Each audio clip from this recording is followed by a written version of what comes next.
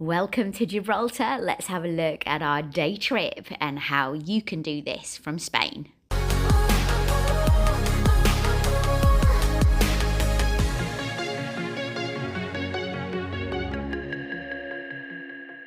A Bobby Dazzler, so we've woken up really early this morning to go to Gibraltar for the day.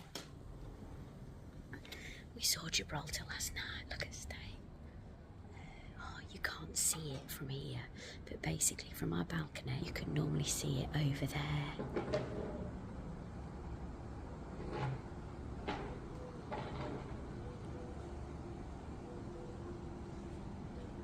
So we're up bright and early. I'm just going to go and iron my dress out on the balcony so I can't speak too loud. So I have I ironed my dress. So I'm wearing this little dress today. And then I've just put that 50. I don't know whether I've done a vlog on that yet or it's about to come out. That's amazing. So it's like a foundation on your face. And I'm just about to put my hair up in a bun because I don't want it down all day because it'll just aggravate me. Usually I wear a hat and I'm actually going to take a rolled up hat with me in my handbag. I'm going to take this one with me. So if I'm in real direct sunlight, I'll wear this. But to actually wear my hat for the full day today, if I'm in and out of caves, is going to irritate me. And if I wear my hat, my hair goes flat. Anyway, so we're heading out now to Gibraltar. We're setting off about 9 o'clock in the morning. We were hoping to set off at 8, but unfortunately with breakfast, etc., we haven't managed to do it. So we're setting off now. And I'll show you our outfits head to toe of what we're wearing when we get there. But now we're going to be nice and creased, even though I've ironed this morning. Put my hair up. I've got my big hat with me just in case I need to cover my head. But of course, quite a lot of today, I should imagine maybe undercover with doing things like the caves and the galleries. So let's see. So we took the coastal road instead of taking the motorway because a guy recommended it the night before in a restaurant in Portobello. It takes roughly about an hour and we wanted to set off nice and early in the morning, and we treated it a little bit like going to Blackpool for the day where everybody had to look out to see whether they could see Gibraltar Rock. Now from there you couldn't really see it that clearly, but it was so clear. It stands around 426 metres out of sea level. That is a sight. Let's give you a lowdown of what we're all in today. Frankie Jack's in Primark bottoms. He's got a Next top on. Gary's in Primark shorts and he's in Tesco's shirt. But can you see that they both kind of match in a way?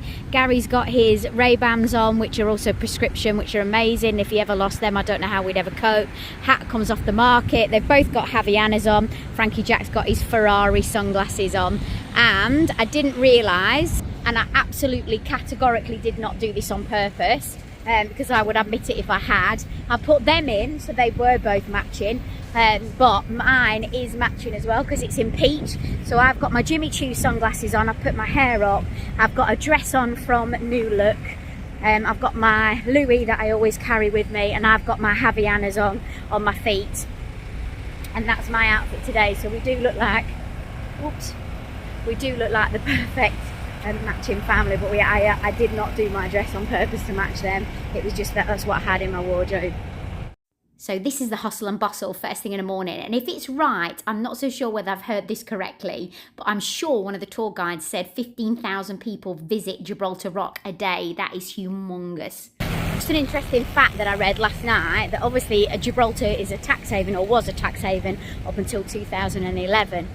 It's now not a tax haven and you pay 10% tax if you live on here. So there's an awful lot of gambling sites that actually have their head offices here. And so we've arrived at passport control, get our passports out, we have them stamped, and here we are in Gibraltar. So 1st of the 8th, 2023, that's your Gibraltarian stamp. So we took a fantastic tour guide. I would highly recommend, and I'm going to show you that at the end of the vlog of what to do when you arrive. And this was going up the rock to the top to go and see Sky View, the galleries and all that kind of thing. This is the Atlantic side, and actually Morocco is around about 24 kilometres in front of you. And we're just about to hit the Pillars of Hercules. Just an interesting fact, if you see the great big barges, if you see a little boat in front, those are actually floating petrol stations for the boats. So the first stop for us was the pillars of Hercules. These aren't the actual pillars. It was part of the shape of the country of Morocco, either side, and Spain. And they used to think those humps of the countries were actually pillars. And if you went in between them, you would actually fall off the face of the earth, because apparently in the olden days, they used to think that the earth was flat. I've seen a few programs recently where people still believe that, don't they? Just seriously awesome views from this magnificent, spectacular, millions of years old Jurassic rock called Gibraltar. Apparently, any houses that come up for sale in Gibraltar that are newly built are sold before they're even finished building them. Frankie Jack's seen his first monkey. It looks like he's behind a cage, but he's not. He's actually just behind a railing. In the olden days, they used to put the apes into cages every single night, but I think it was the 1980s they stopped doing that and let them roam freely. Coming into St Michael's Cave now. There's 200 caves on Gibraltar, but this is the biggest, and they actually had this kitted out to be a hospital in World War II, but it now is a theatre, and it's got the biggest stalagmites and stalactites. This view actually takes your breath away because they've lit it up. If you have a look over, it's a bit woo, because it's quite steep either side of this little bridge as you're going over. But wait till you see what they call the kind of angel of St Michael's that's actually in the cave. So this is the angel of St Michael's Cave. See his head.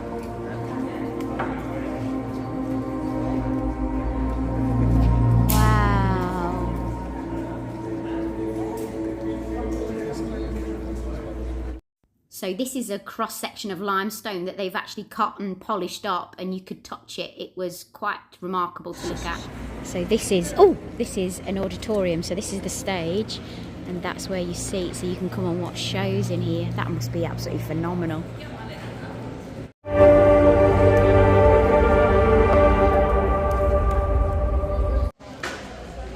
So this is standing right at the top, overlooking where the theatre would be, where you sit. You get dripped on, because of course it's limestone. Wow. It is pretty spectacular. Definitely worth a visit. Gary thinks I've been here before, but I can't remember. Surely I would do. Queen Elizabeth visited here in 1954. My goodness me, let me show you.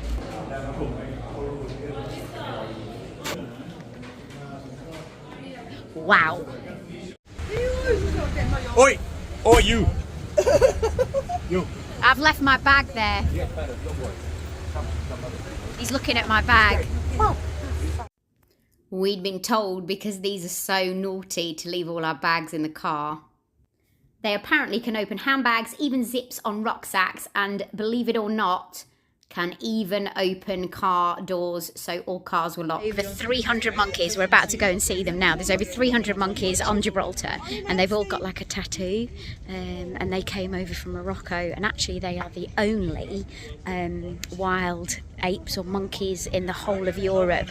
They were brought over from Morocco years ago, and Winston Churchill was the one that actually said that once the monkeys leave the rock, it will no longer belong to the United Kingdom. But obviously that's just a kind of old wives' tale, but that's apparently what Winston Churchill said, but it's not true, apparently, so I've been told today. One monkey called Blondie had actually got into somebody's car, opened the door, taken the handbrake off, and the car had actually started to roll down the hill. If it hadn't have been for new fencing put up on Gibraltar Rock, the car would have been an absolute complete write-off. This is watching them grooming themselves, looking for fleas and nits. And that one's looking for his own. It's pretty disgusting, but this is what these monkeys are known for. They are so cute, and we got to feed them a little bit later on with monkey nuts. You can actually feel this bit shake. You see?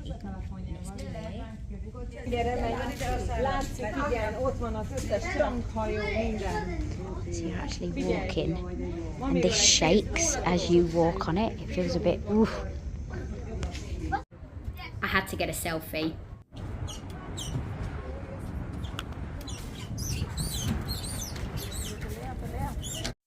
One of the baby ones here actually came and grabbed and clawed at my dress and was pulling at my dress, and I did not know what to do.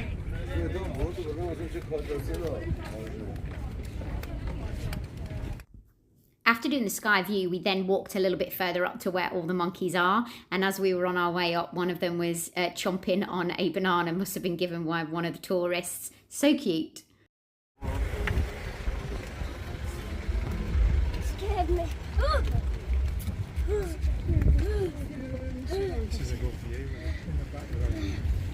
Scared me, Daddy. I thought it was your... Why, there's a poo on top. Oh yeah, there is a poo.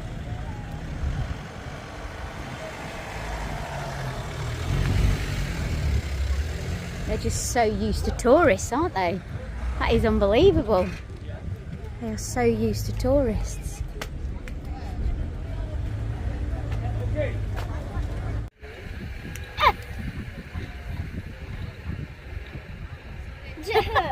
Okay. How do I go? As we were driving off, one of the monkeys actually jumped on our window. So Frankie Jack was knocking at it on the window, but it wasn't making any difference. They're just so used to human beings being around them. And right in front of me now, I don't know whether you can see it, but there's a little black dot, and that was a tiny, tiny baby. When they are born with black hair, and then it develops into this lovely sort of brown mottled coat that they get. That was so cute. So this was the next stop on the tour, and this was the gallery. So you could see the pictures. They also had mannequins, and they had the big cannons that used to fire at Spain when Spain tried to invade and take Gibraltar back. And this was a great history piece for learning about it. There was a lot of written pieces in here that you could take on. And unfortunately, we didn't have long on this bit of the journey. We could have stayed on longer, but we didn't know where we were meant to meet, and we also needed to have lunch. So we're hoping that if we come back next year, we're going to do this again, and we're going to do the whole of it, because you can do each one of these sections that I've done today. You can do them singularly. You don't have to do them all in one tour. But there was also a huge part about World War II on this bit as well. Very interesting. I love it that Frankie Jack gets to see all this. I'm really into history, and he was really enjoying it. These aren't natural caves. This was blasted out for the siege, and we took over it in 1704 to the United Kingdom. These were to hold the guns in place that would have been here.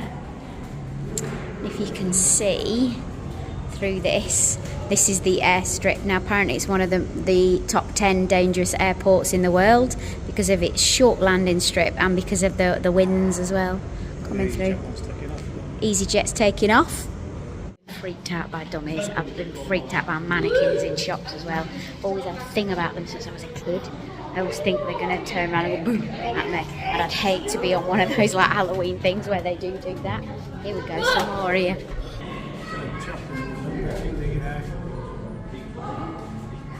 That's what people had done in the olden days, isn't it?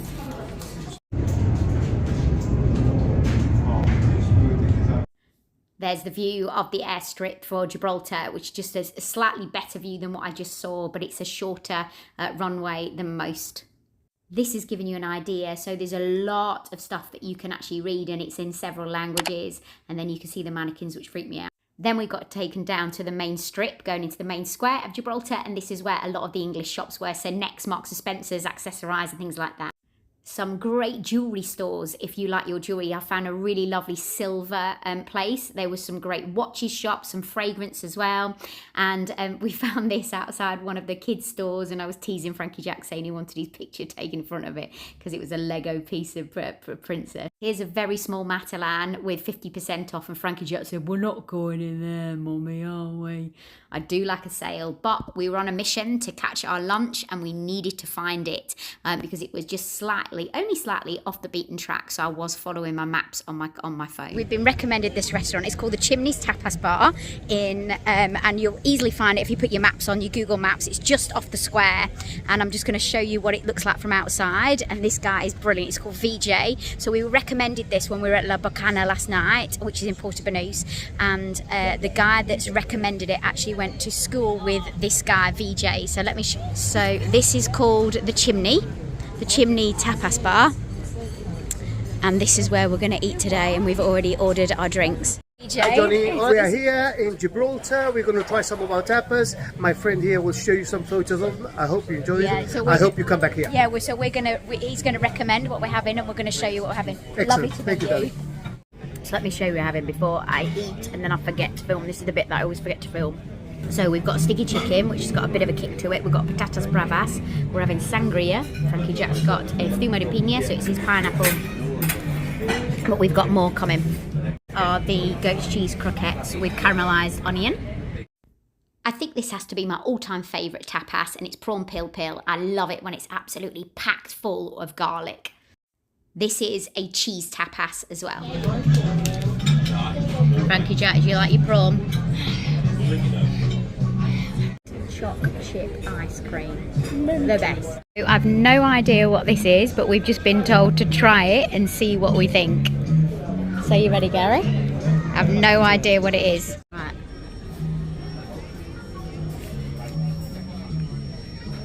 That's delicious. What do you think it is? Oh, I'm sweating. Absolutely delicious. And Gary's tried the chilli before. Is it a chilli? It's not mega hot apparently. Is it? Are you sure?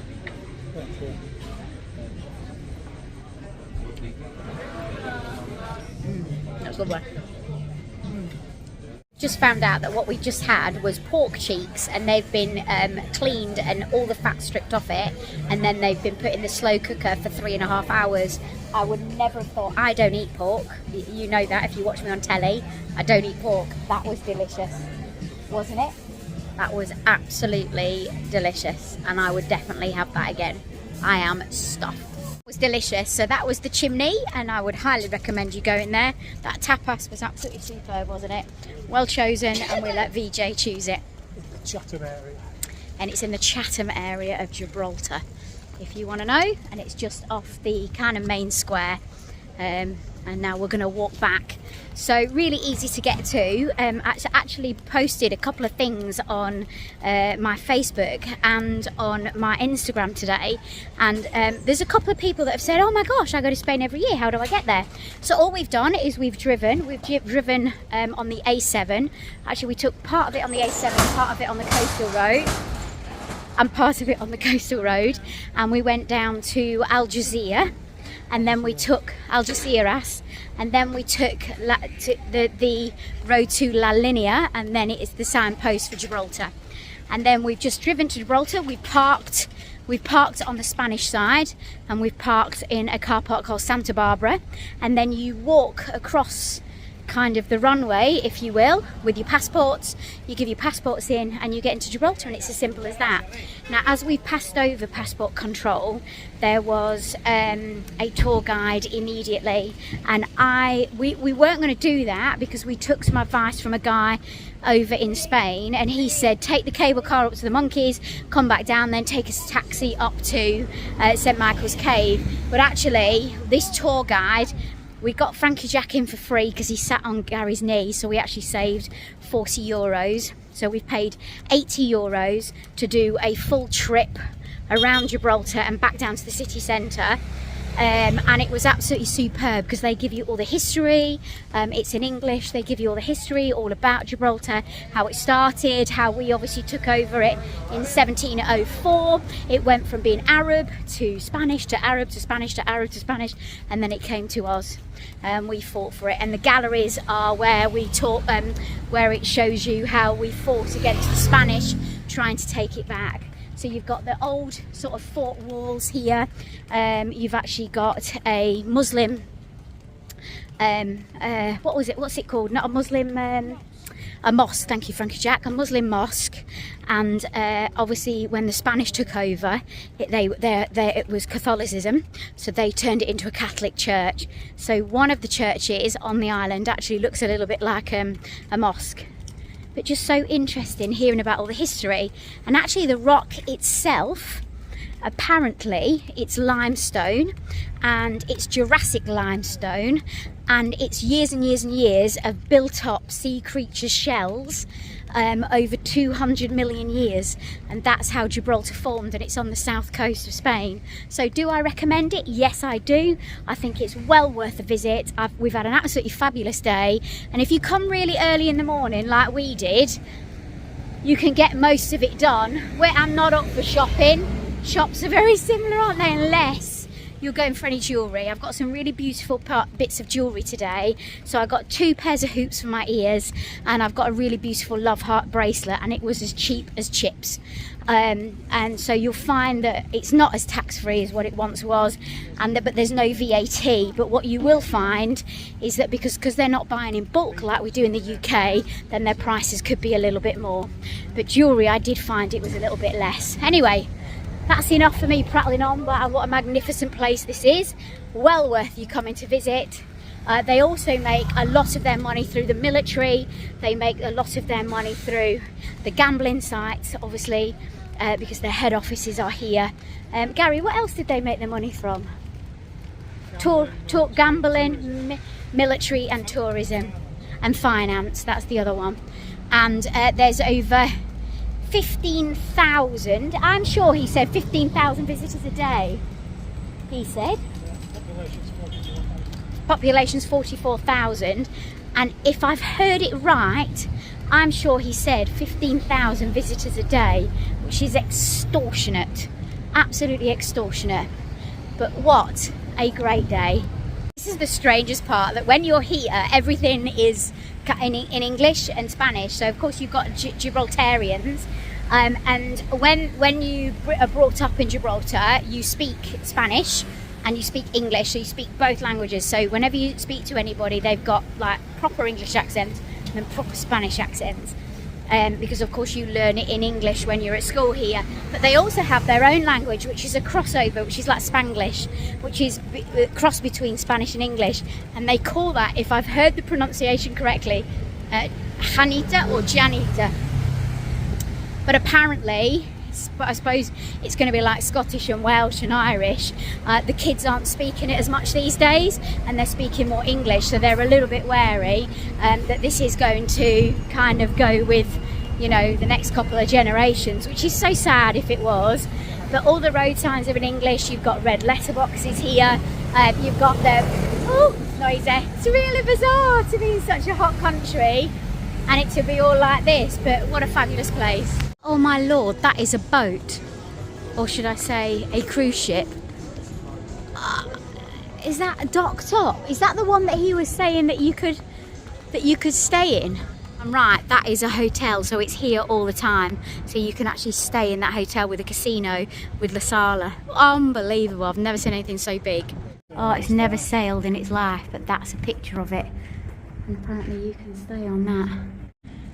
See the holes where the cannons come out. You can see the holes where the cannons come out, where we went to the gallery. So when we arrived in Gibraltar, we caught a minibus straight away, which took us across on our full trip that we did, that was 2 hours long. That's well worth getting from the passport office. But actually when you walk back, if you're walking back and not going by car, you actually have to walk across the airstrip, and that's it here, which I'm going to show you in a moment. So we're actually walking across the runway now to get back over. But obviously coming just after COVID, on the 31st of March this year, 2023, they opened a special tunnel which has taken years to build. I think it's about 15 years to build, where cars and vans can now go, because they used to have to drive this way, but now they don't anymore. Let me show you. So this is now the airstrip, and as I've said before when I was showing you from the gallery, this is the 10th most dangerous, or in the top 10 for being the most dangerous, because of the winds that you get in Gibraltar, because it's south of Spain, and also as well you've got the fact that it's a very short runway as well. But this is it, and look, you've got people on their scooters, and you've obviously got, well, I think we're walking on the wrong side, are we? I don't know, but we are walking across the airstrip now for Gibraltar to get back to the other side. Very, very interesting.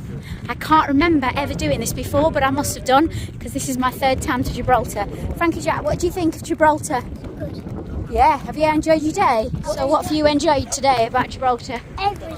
Go on. Seeing the monkeys go through the cave. Yes. Seeing the cannons where the shots been if they tried to get through. Yes. Um, Can you believe we're walking across a runway? It's a bit bizarre, isn't it? Just feels really bizarre. Doesn't it, Gary? I can't remember doing this last time, can you? We must have done, because that place was only opening 31st of March this year. We leave and you can hear the winds as well. We've passed the airstrip now, so we're about to go through passport control again and get another stamp in our passports. Yay! And that is the Gibraltar Rock behind us. And if you are here, most of the things were put in £2, but you could also spend in euros as well. They haven't decided whether they're going to be part of Brexit. So actually quite clever little devils, really. They've got their own government, but it is actually governed still by the UK, but it's just all cleverly done, and I just think it would be a fantastic place to live. Have you ever lived here? Leave it in the comments section below. We would love to hear from you. That's the tour that we did. It's called the Official Rock Tour, the best way to see Gibraltar. So we've done the Great Siege Tunnels, we've done the Apes and the Views, the Skywalk, St Michael's Cave and the Pillars of Hercules, and that's what we did. Highly recommend that. That is really a great tour. So this is where you're coming by car, so this is almost like passport control for your car area, but we're by foot, so we're just leaving Gibraltar now to go back to Spain.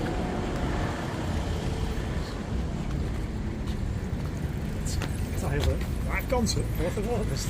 Explaining there.